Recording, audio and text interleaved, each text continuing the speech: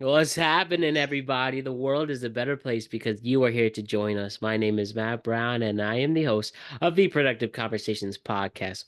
It is Monday, October 14th, 2024, and we're going to talk all things NFL, week 6 of the NFL season. We're one third of the way through our NFL season, and before we talk about the big games that took place here in this mid-October weekend, I just want to remind you to like and subscribe to the Productive Conversations podcast on all podcast platforms and YouTube. And don't forget to check out exclusive content regarding the show across all social media platforms on Instagram at Productive Conversations Podcast, X and Twitter at PodConvoPod, on TikTok at Productive Conversations, and Facebook at Productive Conversations. And don't you forget to check out our presenting sponsor, Magic Mind. This Magic Mind, the beautiful shot that I take every morning to better enhance my life.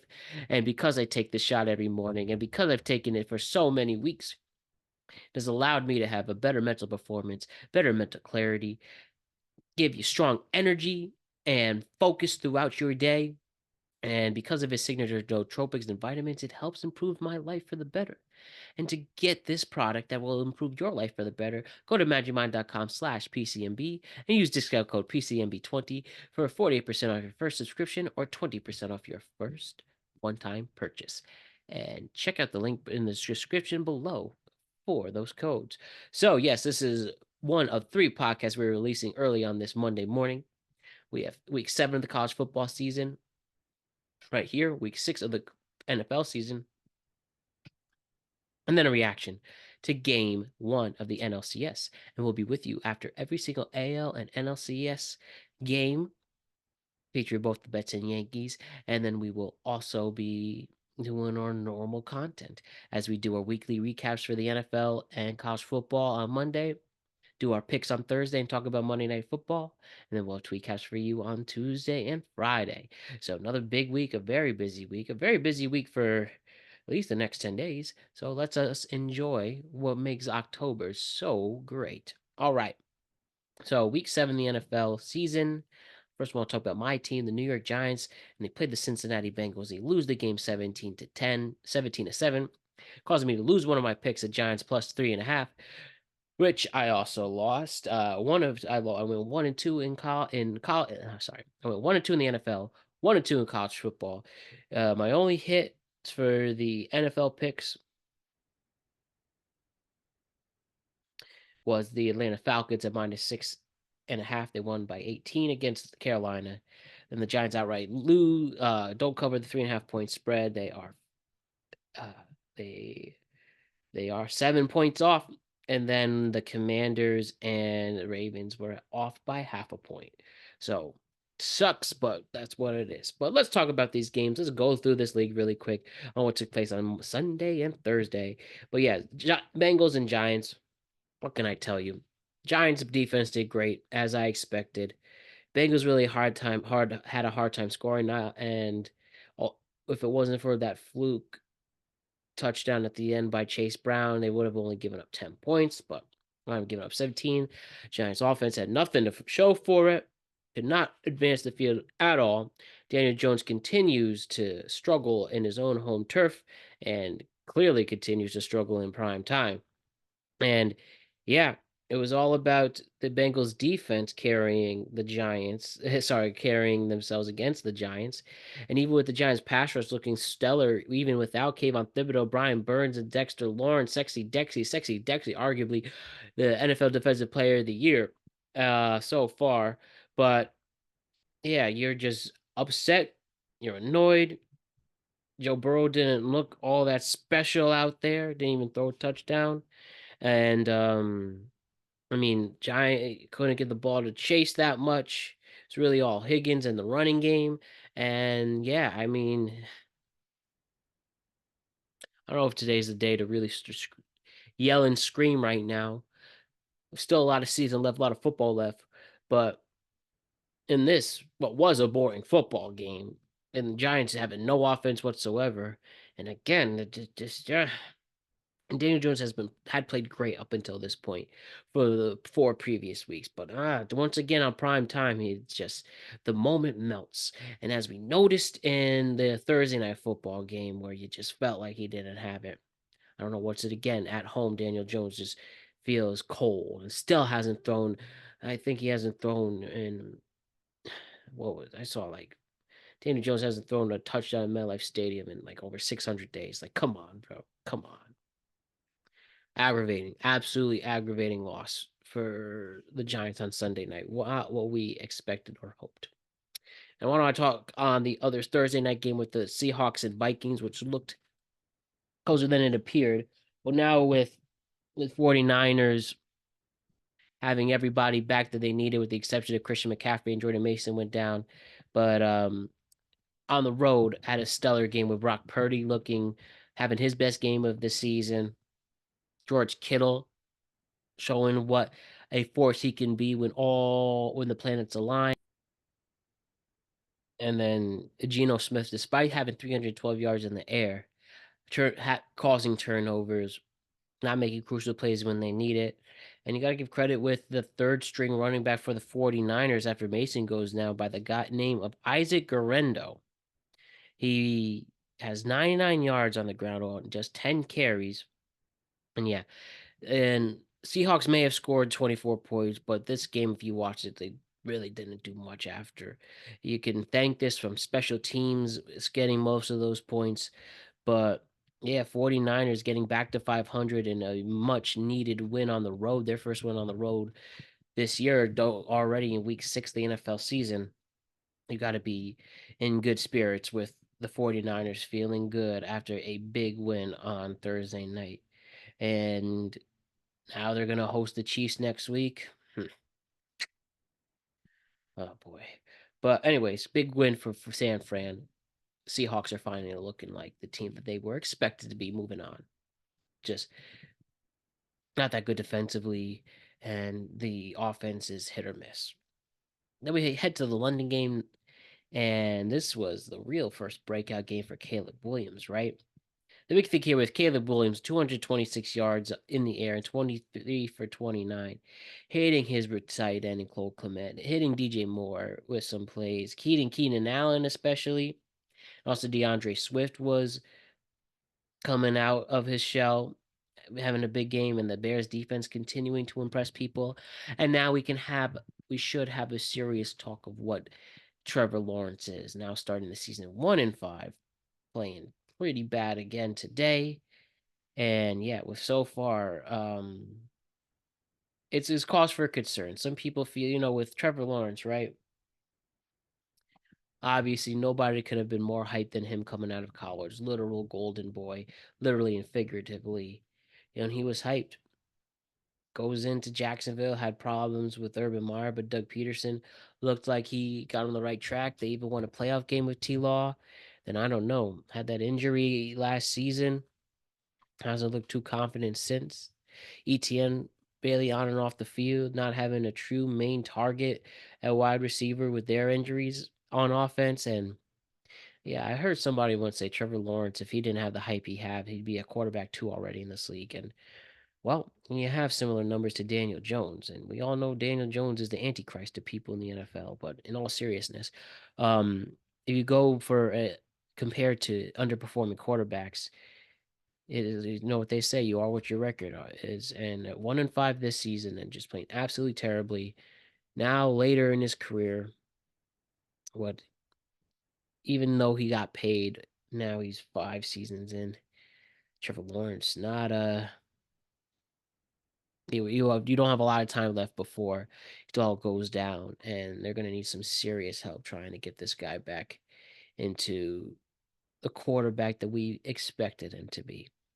But seriously, Trevor Lawrence having trouble hitting his receivers, making bad decisions, not looking good in the pocket, and yeah, you have more games like the 35-16 loss that they endured.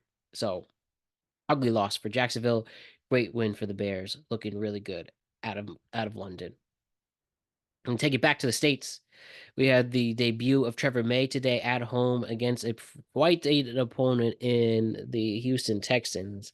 They improved to 5-1 with a win over New England, 41-21. And with the returning Joe Mixon, who had a hell of a game out there running the ball, and having CJ Stroud, even without Nico Collins, getting it to his big receivers and Tank Dell and Stephon Diggs. And everything just looked okay for Houston, as they expected, with the scored 41 points. But Drake May in his debut, pretty formidable and respectable, even without Stevenson. 20 for 34, 243 yards, 3 touchdowns, 2 interceptions, and even wasn't too bad rushing the ball either. But as we talked about, New England's still rebuilding. But now we'll see Drake May get some starts. And if he at least continues to have a pretty solid game like he did today, maybe if he finally plays with a defense, because, New England's one of the worst defenses in the league, especially missing their one good player out there. At least you can have more Drake May to be excited about moving forward. And the Texans are just being the Texans. Now, with this game, right? And Commanders and Ravens, back and forth game. Lamar outlasted Jaden Daniels. The vet beats the rookie, and they end their 4-game winning streak. And the Ravens now have a 4-game winning streak of their own. But Derrick Henry continuing to be a rusher of the year, 132 yards, 2 touchdowns. And yeah, even with Jaden Daniels making his attempts for the comeback, ultimately it just led to more time, and Lamar Jackson gets this win. But seriously, against 2 really good quarterbacks in this league, and 2 of the most fun quarterbacks to watch in this league as well, very similar with their legs and their arm. Ultimately, the Baltimore Ravens pull it off in the end. And yeah, Washington just couldn't pick it up till way later in the game. And give credit to where the credit's due. Baltimore wins 30-23. And with the Browns and Eagles return from the bye week, with Deshaun Watson looking like one of the worst quarterback seasons anyone can just have in general. And another awful performance, 16-23. And the rushing couldn't. Still waiting if Nick Chubb returns, but the rushing couldn't do much. They had some injuries there. But at home with a lot of people very tense in Philly, and Philly losing the Phillies on Thursday. Philly definitely needed some kind of win. And Jalen Hurts had a big game getting the ball, and with a returning A.J. Brown, Devontae Smith playing well again. And even though they couldn't cover this game, the Philadelphia Eagles get a much needed win with a head shaven Nick Sirianni, as they clearly needed a fresh start. Big win for Philly. Cardinals, tough seeing Marvin Harrison Jr. with a concussion, but Jordan Love picking up from where he left off. And yeah, once Marvin Harrison was out and Kyler Murray not doing much else except with the exception of Trey McBride. But it was all Green Bay today. Green Bay was one of the more underrated receiving games in this league. The big games from Dobbs, Watson, and Reed all had big games, with the Josh Jacobs playing well, having a good game on the ground with 62 yards on the ground for him. Green Bay Packers looking like one of the better teams offensively, and even defensively didn't let up much. They just gave Kyler Murray a hard time. Cardinals look like maybe what we expected them early on. And, losing their best player on offense doesn't help either. But the Packers and Jordan Love showing why they are one damn good offense in this league. Bucs and Saints at first looked closer than it appeared. And the Bucs just ran away with it. After going into the first half just 24-27 New Orleans, the Bucs defense didn't let up any more points, and Baker Mayfield having a great game, throwing for 4 touchdowns. Tucker and Bucky looking great on the rushing end. Godwin and Mike Evans and Cole Kmet looking good for receiving end. And yeah, with no Derek Carr, and it was Spencer Rattler with his first start of the season, and not really looking good, especially in the second half. Just throwing interceptions, getting sacked. Alvin Kamara had a very, very bad game with 13 carries and only 40 yards. And the Bucs getting a much needed win and some momentum back. Now they are 4-2, while the Saints are finally going back to reality. In the first 2 weeks, people thought by week 3, oh, are the Saints legit? The answer is clearly no, with or without Derek Carr. And we have Joe Flacco coming back to fold. While the Titans probably look so hopeless there, and Will Levis, as the season goes on, looking like he might be a fluke, if anything. But I mean, only 95 yards for Will Levis today, playing the whole game, driving his coach nuts, probably making just looking absolutely stupid out there, and he's definitely losing his job before the season is over. I'll give it 3, 4 more weeks, but this Titans offense is nothing. Calvin Ridley looking like a guy who just collected a paycheck and not getting anything out there. And even though the Titans defense is at least a little more respectable, they couldn't keep up with Joe Flacco, throwing a couple of touchdowns, making big plays, even with their injuries the Colts had. And yeah, Colts get back to 500, 3-3, and the Titans are not going to be anywhere with Will Levis at quarterback. You need to make that change as soon as possible. Chargers go back from their bye week against the Broncos and end their 3-game winning streak, winning the by a score of 23-16. Thanks to Justin Herbert. Having one of his better games out there, 21 for 34, 237 yards and a touchdown. And Bo Nix actually playing pretty solid throughout the game too, but Denver didn't actually score until the fourth quarter. The Chargers were just eating that ass up, both offensively and defensively. And even if the Broncos had a couple moments on defense, they lose Surtain to a concussion, and they were cooked at the end. You could at least respect that Bo Nix can prove that he can at least will a team back. And damn near and almost did. But ultimately they ran out of time, and the Chargers get the big division win. And the Steelers are Raiders. The Raiders, we have Max Crosby pushing coaches. We have quarterbacks going in and out every single week differently. 1 week is Minshew, 1 week is O'Connell, and they both suck. And teams making business decisions or what. The Steelers with Justin Fields still just killer offense, just a killer defensively and offensively. And I mean, if you're a Raiders fan, you got to be disgusted and feel like, man, I thought Antonio Pierce was supposed to lead us and change things around, but we're only showing how undisciplined we are with these stupid penalties and in-fighting, and not like this. You're a mess right now. You're an absolute dog shit mess, the Vegas Raiders, and the Steelers get back to the fold after losing to Dallas last week. And speaking of, with the Lions and Cowboys, first off, Aiden Hutchinson. Oh, that was very sad to see. A rising star, if not a major.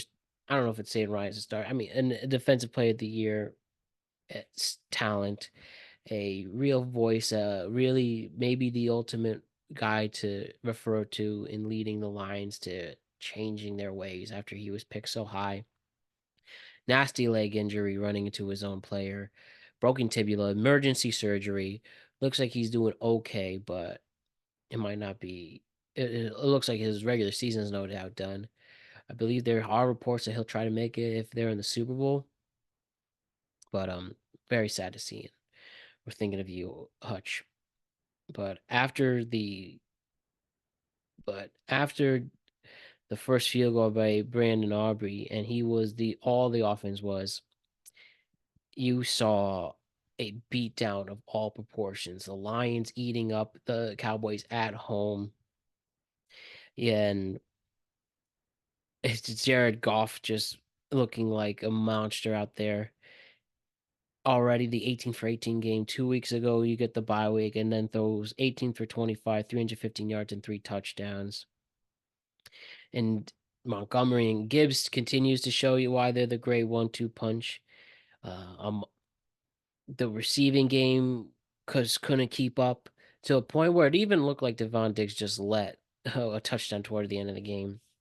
But Dak Prescott with the worst game of the season so far, and Cowboys, even at only at 500 and still haven't won at home yet, played no doubt the worst game of the season, even worse than the Saints beatdown, where Mike McCarthy looks as bad as possible, and it's really only going to take an NFC Championship victory at this point to keep him, because I don't know if this is a matter of the team not playing for him, or this team just didn't look like they showed up to play, and they didn't. It just looked like a big mess out there, and it was only CeeDee Lamb was the one who made plays and looked like he gave a shit. But I'll tell you, the Lions sure definitely gave a shit, and they were ready to play. And we saw this lopsided victory, 47-9. Hilarious, hilarious, hilarious stuff.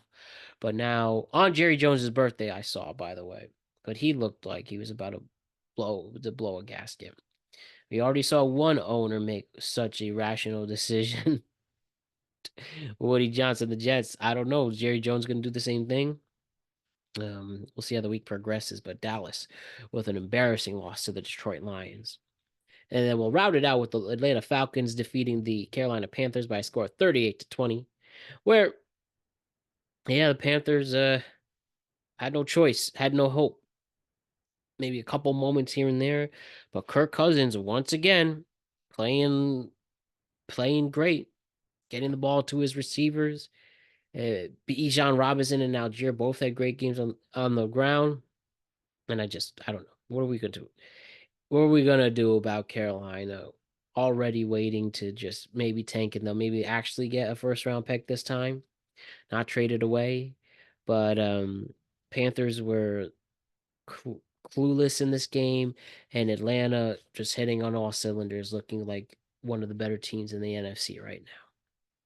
All right, so that'll wrap up our week 6 recap, productive recap of the NFL season. Back at it, talking about the Monday Night Football game on Thursday in regards to the Jets and the Bills. That's going to be some game. It looks like it's almost going to be a pick 'em.